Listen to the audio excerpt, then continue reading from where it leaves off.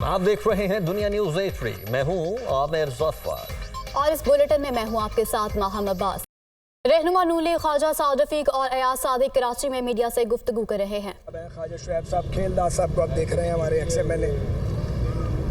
तो हम काफ़ी हमारा यहाँ पे अहम प्रोग्राम है। अभी हम जाएंगे अजीज़म राशिद सोमरू साहब के यहाँ ताज़ियत के लिए।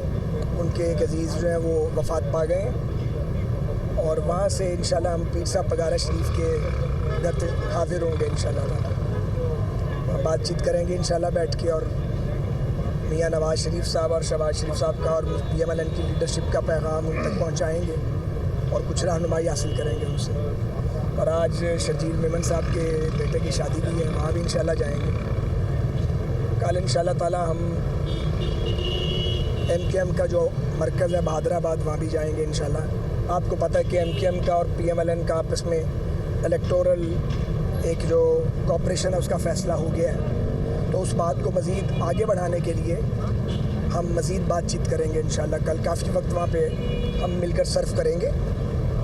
और मुनव्वर रज़ा साहब हमारे जो कराची डिवीज़न के सदर, हमारे बहुत ही कीमती साथी जो कुछ अर्सा पहले अल्लाह को प्यारे हो गए थे, उनके घर भी हम जाएंगे। उसके बाद मैं और अयाज भाई पहली बार कराची आए हैं आज। आगे बढ़ते हुए आपको बताएं कि गजा की सूरत हाल पर मुश्तरका अरब इस्लामी गैर मामूली सरबराह इजलास जारी है। फ़लस्तीनी सदर महमूद अब्बास ने इजलास से खिताब करते हुए कहा है कि फ़लस्तीनी अवाम इसराइल की जारहियत का बहादुरी से सामना कर रही है। इसराइल वहशियाना बमबारी से हज़ारों फ़लस्तीनियों को शहीद कर रहा है, जबकि हज़ारों ज़ख्मी हो चुके हैं।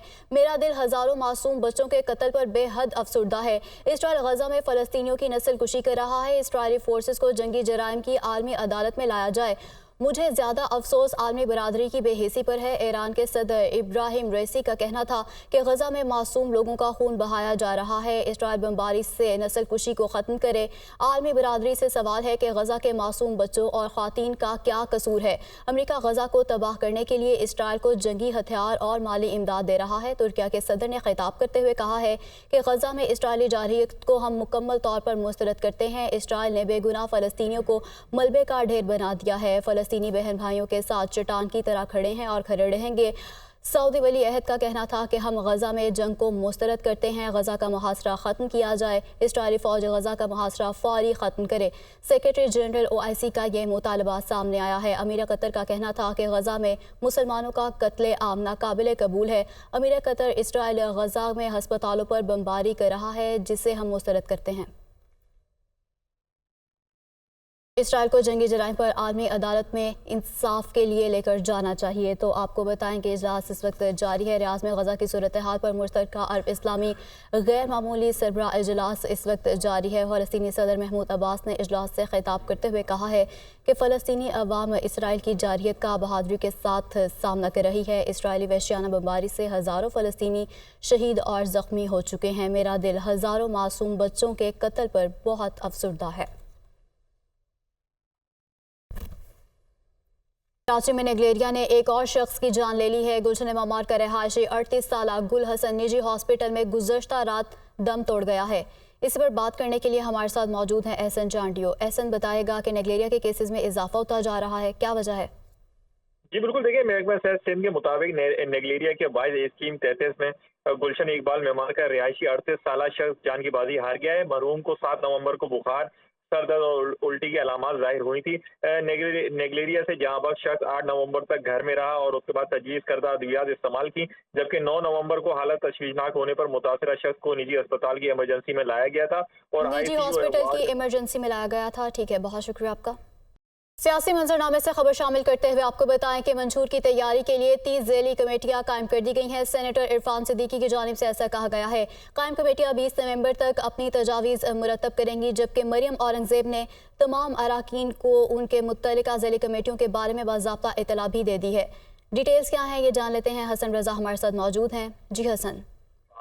बिल्कुल, पाकिस्तान मुस्लिम लीग नून ने पार्टी के इंतखाबी मंशूर 2024 की तैयारी के लिए 30 ज़ैली कमेटियां तश्कील दे दी हैं, जो 20 नवंबर तक अपनी तजावीज़ मुरतब करके मरकजी कमेटी को इरसाल करेगी। ये फैसला मंशूर कमेटी के جو آج ہونے والے اجلاس میں جو ہے وہ کیا گیا. اجلاس کی صدارت مشہور کمیٹی کے چیئرمین سینیٹر عرفان صدیقی نے کی اور سینیٹر عرفان صدیقی نے کہا کہ مختلف شعبوں کے حوالے سے 30 ذیلی کمیٹیاں تشکیل دے دی گئی ہیں. منشور کمیٹی کی سیکرٹری مریم اورنگزیب نے تمام ارکان کو اس حوالے سے باضابطہ آگاہ کیا. ذیلی کمیٹی جو ہے وہ تمام اراکین اپنے کے نام جو ہے سینیٹر عرفان صدیقی نے ایک خط میں کہا کہ منشور کمیٹی میں نامزد ہونا اعزاز کے ساتھ ساتھ بہت بڑی ذمہ داری ہے اور توقع ظاہر کی گئی کہ تمام ارکان اپنی صلاحیتوں کو کام میں لاتے ہوئے ایسی ٹھوس اور قابل عمل تجاویز پیش کریں گے جنہیں منشور میں شامل کیا جا سکے گا اور یہ تجاویز 20 نومبر تک مرتب کر لینی چاہیے. انہوں نے تجاویز بھی مرتب کر لینی چاہیے. حسن اپڈیٹ کر رہے تھے, آپ کا بہت شکریہ. مسلم لیگ نون کے رہنما رانا ثناء اللہ کا کہنا ہے کہ صاف شفاف الیکشن سے عوام کا مینڈیٹ حاصل کریں گے. کیا نون لیگ کو لیول پلینگ فیلڈ نہیں ملنی چاہیے؟ جیلوں کی صوبتیں چھین لیں. اس وقت ہمیں کون سی سہولت کاری حاصل تھی؟ مہنگائی, دہشت گردی اور لوڈ شیڈنگ سے بڑا چیلنج نہیں. ہم فیئر اور اپنا فری الیکشن کے نتیجے میں جو ہے عوام کا مینڈیٹ جو ہے وہ حاصل کریں گے اور انشاءاللہ تعالی کامیاب ہو کے نہ صرف پنجاب بلکہ وفاق میں بھی گورنمنٹ بنائیں گے. ہر مرتبہ جو ہے وہ مسلم لیگ نون کو لیول پلینگ فیلڈ نہیں ملنی چاہیے. ہم نے اس دور میں جس دور میں ہماری قیادت کو, ہمیں سب کو, کارکنوں کو جھوٹے مقدموں میں جو ہے وہ جیلوں میں ٹھونسا گیا. جیلوں میں ہمارے اوپر جو ہے وہ دوائیاں کھانے بند کیے گئے, وہاں پہ اذیت کا ماحول پیدا کیا گیا. اس وقت کون سی سہولت کاری تھی؟ پچھلے 5 سال کی ناکام پالیسیوں کے آج تک نہ دہشت گردی وہاں پہنچی ہے جہاں ہم نے اس کو کنٹرول کر کے لے کے آئے تھے, جہاں سے کنٹرول کرنا شروع کیا تھا, اور نہ اللہ کے فضل سے جو ہے وہ لوڈ شیڈنگ. عوامی مسلم لیگ کے سربراہ شیخ رشید احمد کا کہنا ہے کہ میری 73 سال عمر اور 86 کیسز ہیں. 20ویں ضمانت منظور ہوئی ہے. میرے پاس تو اتنے ضمانتی بھی نہیں ہیں. عدلیہ اور اداروں کے ساتھ کبھی نہیں بگڑی ہے. کل جج صاحب نے بھی کہا تھا کہ شاید آپ کو چلہ مہنگا پڑ گیا ہے. تھانہ کوسار میں آج میری 20ویں بیل ہوئی ہے. 13 پنڈی سے ہوئی, 7 پہلے, اور آج یہ 19, 20 اور منڈے کو پتہ لگے گا, کیونکہ ایسے لگتا ہے واقعی جو کل جج صاحب نے کہا کہ چلہ بھاری پڑ گیا ہے. سنا ہے کہ 66 کیسز اور ہیں. میرے پاس تو اتنے ضمانتی نہیں. 73 سال میری عمر ہے اور 86 کیسز. میری عدلیہ کے ساتھ ساتھ اداروں سے بھی کبھی نہیں بگڑی. پتہ نہیں کیا ہو گیا, ہمارے اداروں کے ساتھ اتنے اچھے تعلقات تھے کہ نظر لگ گئی. تو دوسری جانب امیر جماعت اسلامی کراچی حافظ نعیف الرحمان کا کہنا ہے کہ مہنگائی اور ملکی معیشت بڑا مسئلہ ہے. معاشرے میں خرابی کا سبب بے روزگاری بھی ہے. ہماری حکومت آئی تو آئی ٹی سیکٹر کو فروغ دیں گے. کراچی کے نوجوانوں کی صلاحیتوں کو ضائع نہیں ہونے دیں گے. اس وقت جو ہمارے ملک کی صورتحال ہے اس میں معیشت ایک بہت بڑا سوال ہوتا ہے, اور مہنگائی ہے, بے روزگاری ہے. تو یہ جو معاشرے میں اتنی خرابیاں پیدا ہوتی ہیں اس کا ایک سبب یہ بھی ہوتا ہے کہ نہ روزگار, نہ تعلیم, نہ صحت کے مواقع.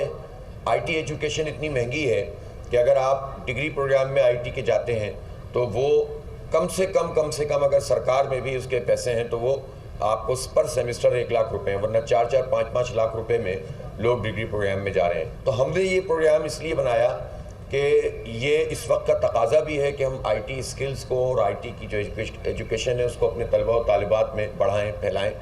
دوسرا یہ کہ جو مہنگائی اور بے روزگاری کی صورتحال ہے اس کے نتیجے میں تو اب یہ جو نوجوان طبقہ ہے یہ تو کچھ کرنے کے قابل ہی نہیں ہے. ایجوکیشن اس کو مل نہیں رہی ہے, روزگار موجود نہیں ہے, تو یہ کیا کریں گے؟ ہے 9 مئی کیسز. ڈاکٹر یاسمین راشد اور محمود الرشید کے جوڈیشل ریمانڈ میں 14 روز کی توسیع کر دی گئی ہے. انسداد دہشت گردی عدالت کا ملزمان کو 25 نومبر کو دوبارہ پیش کرنے کا حکم. ملزمان کو جوڈیشل ریمانڈ کی میعاد ختم ہونے پر عدالت میں پیش کیا گیا. تو ڈاکٹر یاسمین راشد اور محمود الرشید کے جوڈیشل ریمانڈ میں 14 روز کی توسیع کی گئی ہے. انسداد دہشت گردی عدالت کا ملزمان کو 25 نومبر کو دوبارہ پیش کرنے کا حکم.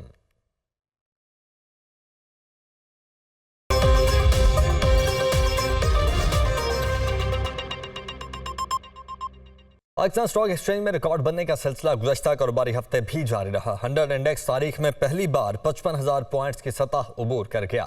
دوسری جانب ڈالر کی قدر میں اضافہ گزشتہ کاروباری ہفتے بھی جاری رہا.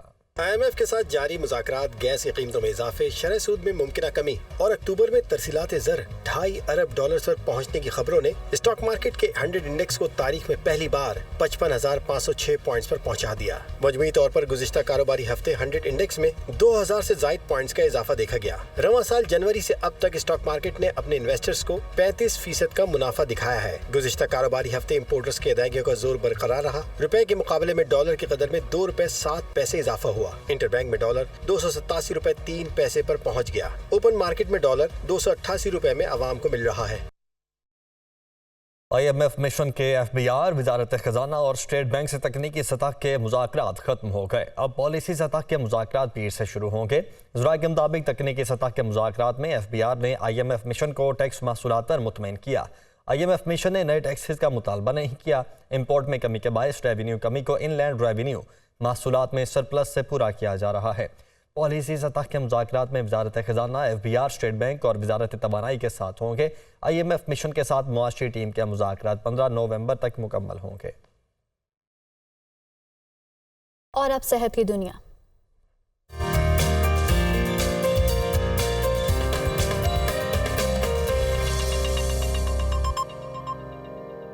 کانگو وائرس سے متاثرہ مریض کراچی کے ہاسپٹل میں زیر علاج ہیں۔ بلوچستان سے آئے 16 مریضوں میں سے 2 مریض انتقال کر گئے ہیں۔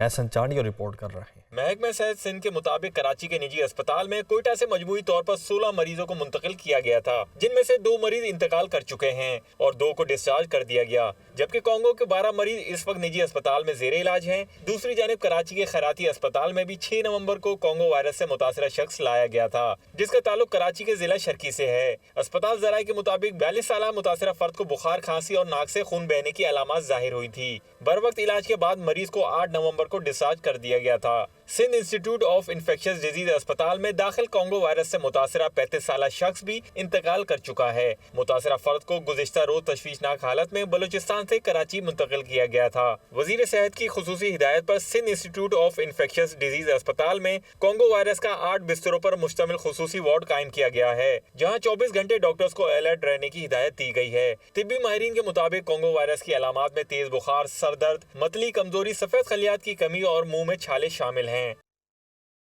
پاک فوج نے پشاور کے تاریخی بازار صدر کو یورپین طرز پر تیار کر دیا ہے۔ سڑکیں کشادہ کر دی گئی ہیں، ڈیجیٹل ٹریفک سسٹم اور کلاک ٹاور، ڈیجیٹل اسکرینیں اور CCTV کیمرے بھی نصب کر دیے گئے ہیں۔ ریسٹ رومز اور پارکنگ ایریاز بھی تعمیر کر دیے گئے ہیں۔ مزید پشاور سے عامر جمیل کی یہ رپورٹ دیکھیے۔